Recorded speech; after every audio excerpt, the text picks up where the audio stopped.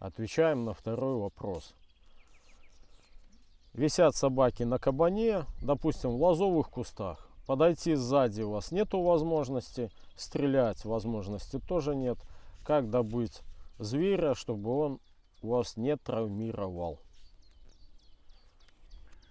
С практики, своей охотничьей большой практики, охотясь на кабанов, какой бы ни был кабан, когда работают собаки, и ты подходишь к кабану, кабан, увидевший тебя, он уже перестает обращать внимание, хоть бы там и таки дохленький он будет, кабанчик, но он перестает обращать внимание и уже видит человека, и у него уже собаки висят на нем, а он летит на тебя, чтобы атаковать. Сигалеток там или взрослый, ему некуда деваться, он считает, наверное, что самая большая опасность исходит от человека, и надо атаковать его. Поэтому я как-то, у меня был случай, поехали мы на охоту, я взял с собой, у меня перволайка была, босс, я рассказывал там у видео, вот, западник. И тогда я купил себе машину ГАЗ-63 такая была, это, с воинской части. Вот. И мы с товарищем говорим, там, поехали, съездим, просто с собаками, взяли эстонца и лайку. И вот первый раз, ну я так резал кабанов, ну вот получилось, что было свинья где-то двухгодовалая по третьему году такая, ну это. И вот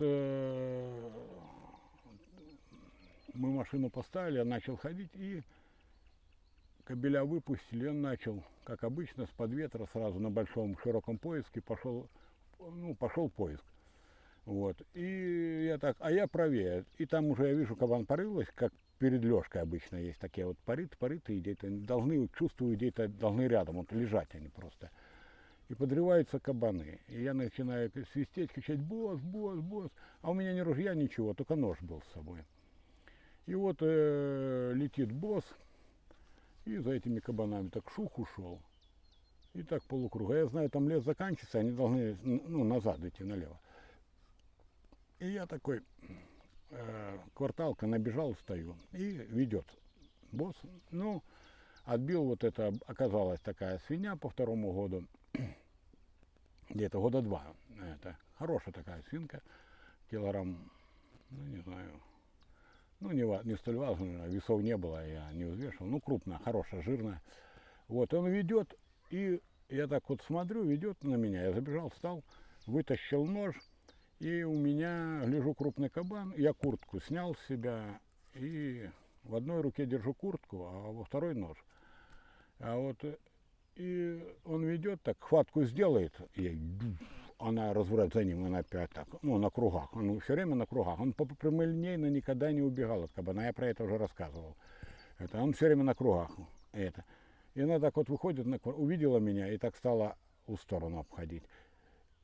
И она только вышла на кварталку и так вот от меня стала отходить. И я кричу: босс, бери ее. И он, я раз уцепился в нее. Я к ней, она бросается на меня, я выкидываю ей куртку вперед, а она, ну, как обычно, кабан хватает, как собака, это, за куртку у меня зубами. И я прыгаю на нее и делаю удар, как кто-то говорил, там, лопатку, где бы я, под лопатку. Самый Это третий вопрос, кстати. Ну да. В общем, добываешь ее. Да, ну, да, я ее делаю удар, и она тут же обмякает, я кобелю говорю искать, он бросает ее и уходит дальше, это, за кабанами. Вот. Я прихожу там к товарищу, он говорит: ну что там, сигалетка добыл? Да не, говорю, там здоровая такая свинья, говорю, хорошая, зарезал. Он не поверил, когда пришли, он говорит: нифига себе, ты такую свинью зарезал, это самое. Она тебя не травмировала, ничего. Я говорю: ну вот так и так, вот надо куртку. Если такие ситуации, любой, даже секаешь, выкиньте куртку, он все равно, как этот Тореадор, вот это, с этими, он, ну, зверь отвлекется на эту всю, и вы себе всегда спасете. Где-то в кустах вы не успеете выстрелить, а вот куртку выкинули, схватил ножом, а куда бить? чтобы быстро кабана заколоть. Третий вопрос. Куда ударить кабану, чтобы он сразу обмяк, умертвить его? Ну, вот многие говорят, там, надо бить у сердца, там, под лопатку. Ну, ребята, в грязи, в снегу, у ельниках, у кустах, В воде. у воде кабан крутится. Какая лопатка? Куда вы ему ударите там у лопатку? И еще даже дома, кто колол кабана, вы ударили в сердце ножом, сколько он доходит, этот кабан? Ну, когда ты ударил ему в сердце. Кабан, чтобы быстро его умертвить, он бьется вот сюда, за ухо. Тут тонкая кожа, вот это самое. Вот сюда бьешь от челюсти и подрезаешь артерию вниз резко ножом. Ты ему перерезаешь артерию, тут горлянку, и он, дышать нечего, сильный, ну... Давление падает Давление, моментально. мозг не поступает, голова, и он обмякает и на ноги падает. Вот сюда, тут тонкая кожа. Там где-то ты вот у речки, ты ему бил куда-то сюда в шею. Я не мог его, Ну. он крупный, и он меня тащит, Катался верхом. вырывается, понимаешь, он меня тянет, а я не могу ему Ноги туда надо было достать. поджать. Ты же кавалерист, такой поджал бы ему ноги. и Да всё. он вырывает, ты с него слазишь, он же Да мокрый. понятно. я Понимаешь, шучу. это, Ну, это кто такой у не меня резал, случай. это да.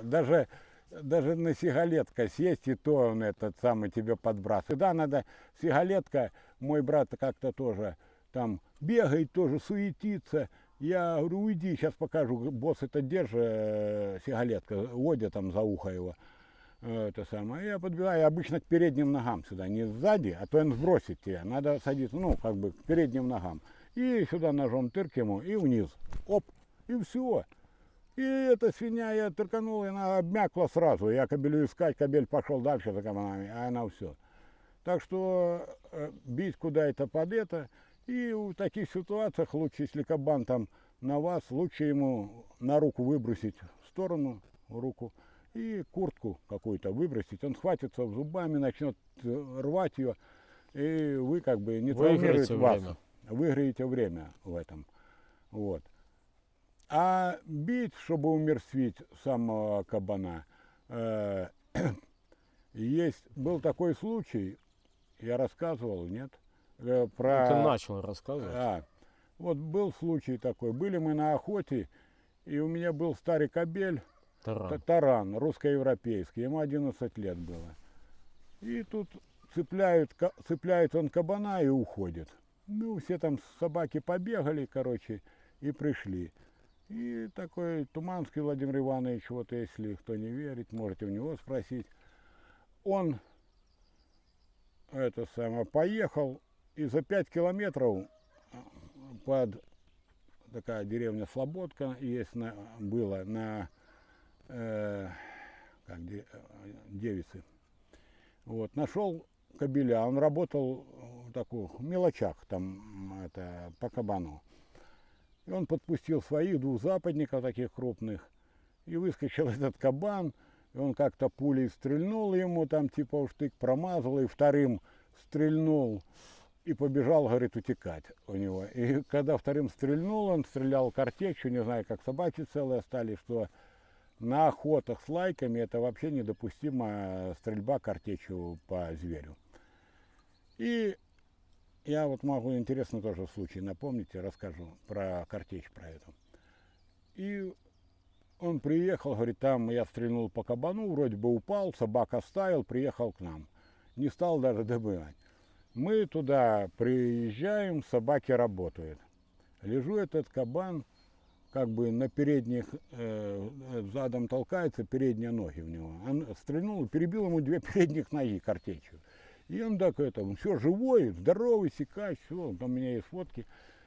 Я им говорю, я этого кабана, как там, как у этой мелодии, узнаю с 2 нот так. Я говорю, этого кабана убью ножом одним ударом. А у меня был уже большой опыт, я много кабана добывал, я уже говорил, в Угличах, когда товарняк, вел товарный отстрел, вели кабана, лося. У меня уже был огромный опыт добычи кабанов. Я их бил только так, одним ударом. Ну, если чуть-чуть промахнулся, еще раз ударю и все. И чтобы побыстрее умертвить. Вот одним ударом, и они такие мне не верят. Там есть фотка такая, Туманский идет такой, крадется, Виталик за мной. И я такой захожу, собаки, эти тараны, это кабан здоровый. Ну, ноги только вот передние перебиты. Здоровее сикач, может, за 200 килограмм, там черный лежит, огромный кабан такой. И я так достаю нож ему так слажу. Коротко. А? Не, я вижу, что он, ну, двигается плохо, ноги ему перебил, он так только совкается, пытается прыгнуть, ну, а ноги перебиты, знаешь, опоры нет у него. Он так подкидывает, и я такой сзади на него хоп, достаю нож, только ему бью сюда вот за ухо только, тук ножом, он такой, и все, и все офигели. Это самое. Я не один раз показывал, как ну, добивать кабана одним ударом за ухо ножом. Это. Также был случай, я работал директором охотхозяйства, наверное, 13-й год здесь. Взял молодежь с собой на охоту. Они говорят, а молодежь берет этот, я их расставил, сам в стороне стал. Про чутье сейчас хочу рассказать. И они этим от комаров и наблюдаю, короче. Выскакивает кабан, стреляю, кабан прибегает, ну я с Браунинга 306, патроном Ремингтон, стреляю, бэмс, он прибежал, брык, лежит один. Бегут еще кабаны. Лицензии есть, все. Подбегает, и я стрелял, и стреляю кабану, и чуть за ниже отстреливаю две передних ноги. Две передних ноги, есть фотка такая, был подсвинок такие. Ну, то есть кабан прошлого года, год уже по второму году. И я такой подбежал его за хвост, накрутил хвост, поймал, и он так как бы на передних, это самое, ребята подошли, там сфоткали, и я его тоже показал им, как вот умерщвлять одним ударом за ухо ножом. Да много случаев таких на охоте. Да я и тебе, наверное, показывал, так что. Я потом уже так наловчился, что я даже вниз не опускал. Сол, хоп, все. Да, вот за ухо. Главное попасть надо вот сюда. Вот есть там. Там мягенькое место. Да, не мягенькое. пробивается Нож легко. хорошо уходит. Видно, попадаем нож, ее сразу перелизует и все. И никакие не надо, ничего. Да, но, ребята, тут вот мы хотели светить этот вопрос. Главное, когда вы охотитесь на кабана с ножом и добываете с собаками ножом, в ноже должна быть обязательно гарда. Гарда. Ни в коем случае не охотитесь с ножами, даже какая-то выемочка, там, херимочка. Обязательно, чтобы была хорошая гарда. Вот Миша поплатился. Расскажи, как ты поплатился из-за этого. Да. Вот расскажи, покажи вот подписчикам. Это было много лет назад, лет, наверное, 12. Охотились мы там в другом районе. В общем, приехали, пустили собак, они поднимают сикача. Сикач пролетает, на номере кто-то выстрелил и там чуть-чуть задел заднюю ногу. Там даже не пробита была мышца, только шкуру рассекло. Тоже, кстати, стрелял картечью. Вот. 3 собак работали. Они останавливают этого кабана, а я бегу к ним туда на голос, прибегаю. Этот кабан страгивается. Они его раз остановят. Я подлетаю, ну, буквально там метров 10. Ему бах в лопатку. Он только падает. Я к нему, он подрывается ко мне, меня сбивает с ног и пытается клыками подцепить. А я его взял за шерсть, за морду. И, ну, понимаю, что если он подцепит, порвет все, порежет. Собаки сзади хватают, кто-то уцепился там ему за яйца. Он как джух, разворачивается. Я поднимаюсь, на него сажусь, а у меня был такой кизлярский нож. То ли коршун, то ли ворон. Ворон, по-моему. Ну, может, ворон. Он без гарды. И я ему со всего маху бью сюда за ухо. и промазываю, попадаю в кость. Попадаю ему в кость, и у меня соскакивает рука по ножу, и отрезаются сухожилия вот на 3 пальцах. Вот они как бы не работают. Они сразу разогнулись, я понял, что сухожилие отрезал.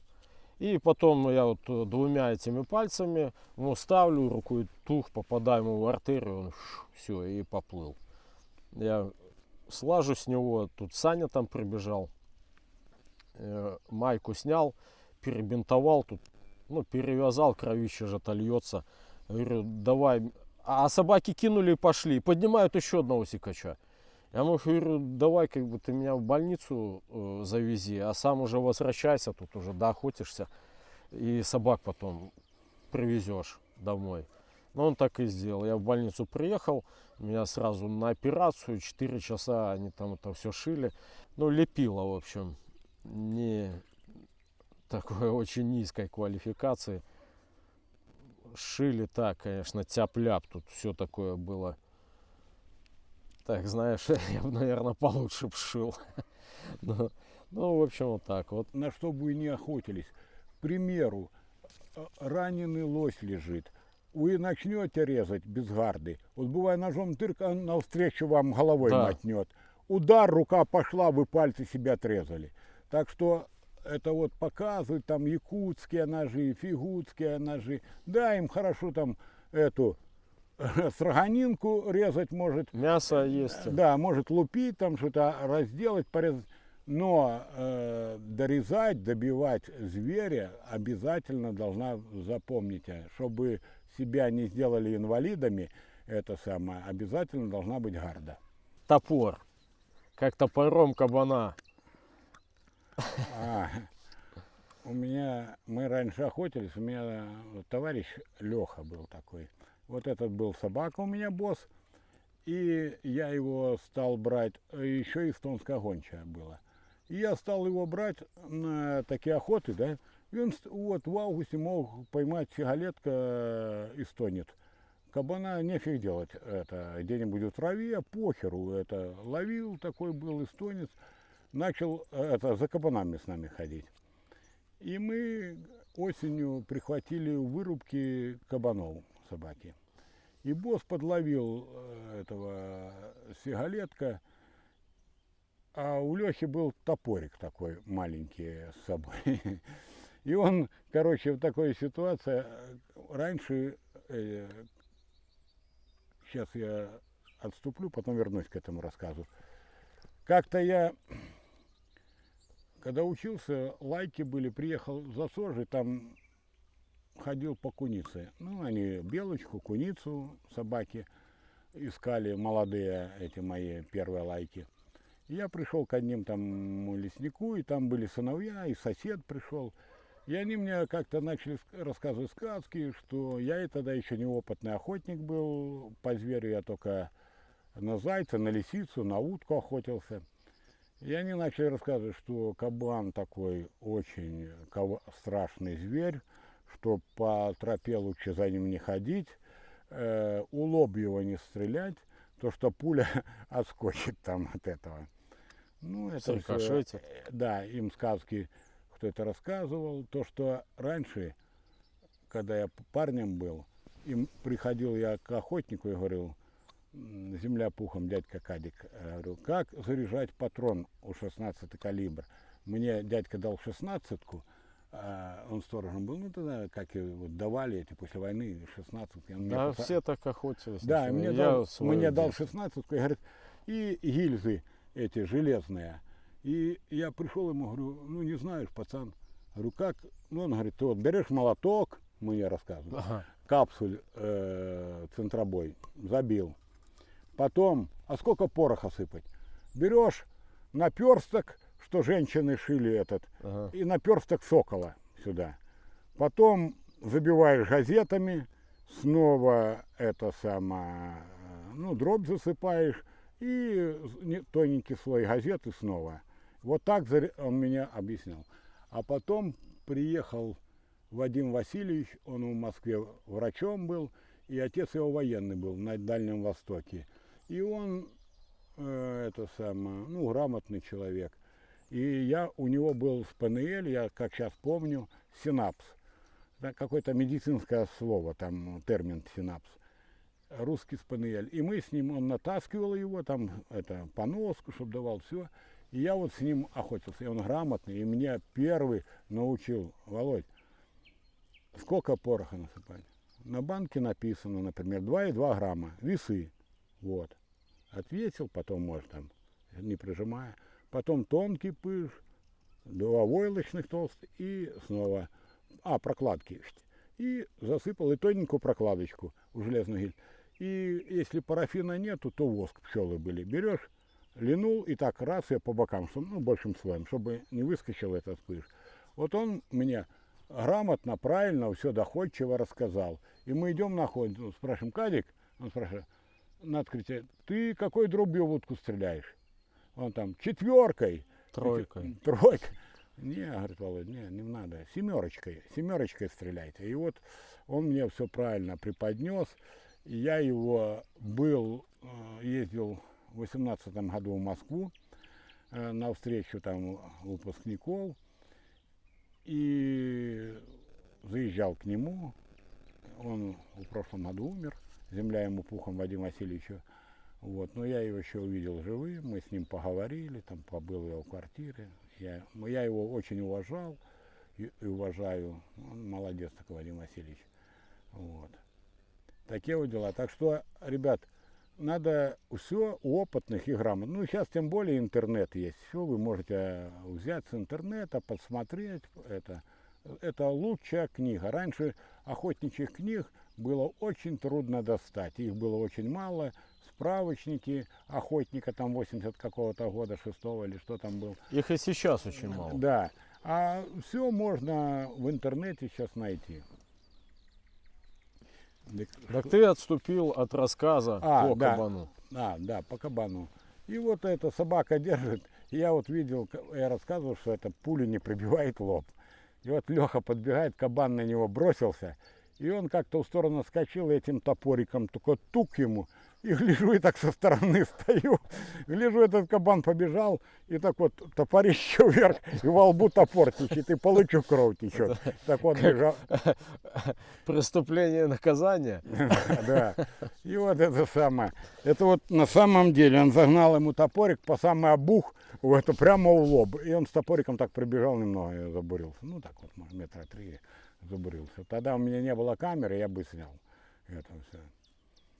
Ну так что не такой, пуля все прибивает, ребята. Так что не слушайте сказок, вам рассказывают. Ролик я смотрел, сегодня мне один там сбросил товарищ мой с Усть-Кута. И говорит, там норвежская лайка по медведю работала в одного. И он там много раз стреляет, магазин, гляжу, наверное, раз 10 почти стрельнул по этому медведю. Лайка попала, слышу, орет. Потом он подошел, там уже лайка эта вылезла из-под медведя. Там, потом он мне прислал это сообщение, что ей, берцовую кость тут сломал медведь. Сделали операцию. Ну, там видно, что в Да. крови открытый перелом. Да, он схватил медведь, поймал. Он мне говорит, опытный таежник, и говорит мне, что я не прав. Я говорю, что так много раз стрелял, достаточно было, 1-2 выстрела. Он мне говорит, да не, медведь такой крепкий на рану, что можно там типа усадить черт знает сколько пуль, и он будет бежать. Или же он говорит, еще так сказал, мне там написал, голосовой сбросил, что у него был случай, что он стрельнул медведю, и медведь с пробитым сердцем пробежал 200 метров. Так я не знаю тогда, как вы вот охотитесь, стрельнете медведя у сердца, так что ему в глаза к белке надо попасть в мозг, он прибегит, вас на запчасти разорвет, 200 метров, если он бегит, по его словам. А я думаю, это, ребят, он бегит потому, что патрончики фиговые. Или же они шьют вот эти, может, боевыми даже стреляют, или что. Я не знаю, я когда у меня был первый карабин Браунинг, полуавтомат, Лантрек, 3006. И патроны Ремингтон. Я стрелял один раз там кабану, что по лопатке, что лосю. Один. От силы два, может. Ну, обычно одного раза хватало. Получалось удар, гидроудар и лежит. И сейчас я такие похожие, другой карабин у меня, Хенли Джаггер 10, 3006 калибр, болтовик. Я купил 200 патронов, когда покупал этот карабин, Геко. И такие, похоже, идентичные, как те патроны, что были, Ремингтон у меня. И я вот стрелял, что лося, вот это трофейное. Ну, он 30 там метров, сердце попадания, 30 метров его прибегит, бах, и все, это по инерции. Никуда не бежит, потому что хороший патрон, хороший гидроудар, и зверь далеко не бегает. А это он бегит, там, говорит, это сердце, ну как, 200 метров сердце. Если я с Гека или с Ремингтона попаду ему в сердце, там получается пуля сделана останавливающая действие, скоростью, все рассчитано так, что оно... И гидроудар там, наверное, внутри все, и все отказывает у этого зверя. А то 200 метров, ну это патроны, ребят, все-таки, это говно. Лучше купить дорогих, хороших патронов и стрельнуть один раз хорошо, чем как он 20 раз, и собака попала под это. Это уже проверено. Постреляйте с хорошего оружия, постреляйте хорошими патронами, и вы больше не будете покупать всякую ерунду. Вы лучше...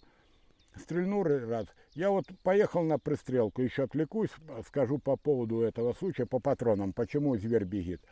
Поехал взял, у меня были, когда изотеку стрелял, купил себе, ну, дешевых этих патронов. Барнаульские или тульские там, короче, так. Приехали с парнем пристреливать, прицел этот мой ночной. Поставили, он сложится. Бам-бам, они за мишень. Ушли две пули. Ставлю на Ремингтон. Говорю, попробуй вот этим сейчас. Он сразу только тук, у десяточку сюда, чуть-чуть, вот так выше. Он раз подкрутил. Стреляю, только бэмс-бэмс, все пуля в пулю. Ну, вошли. Он там парню тоже говорит, говорит, вот видишь, когда хорошие патроны, они не летают никуда. Вот они, тук-тук, пуля в пулю. А эти вот по мишени гуляют. Я так пристреливаю служебный карабин. И пробовали и тульскими, и барнаульскими. Может, есть какие-то патроны. Но я не спец большой поэтому. Ну, я говорю, как было. Вот так вот летаю. Я думал, ствол кривой, бля. То у мишень косули в ногу, то нормально, то куда это за мишень уходит. А с этого я стреляю пуля в пулю. Если я вышел, я знаю, он будет стоять, я как прицелился, так оно и попадет. Так что не жалейте на такие патроны, тем более на медведя. С таким дерьмом ходить, так ну его нафиг. А волк особых можно?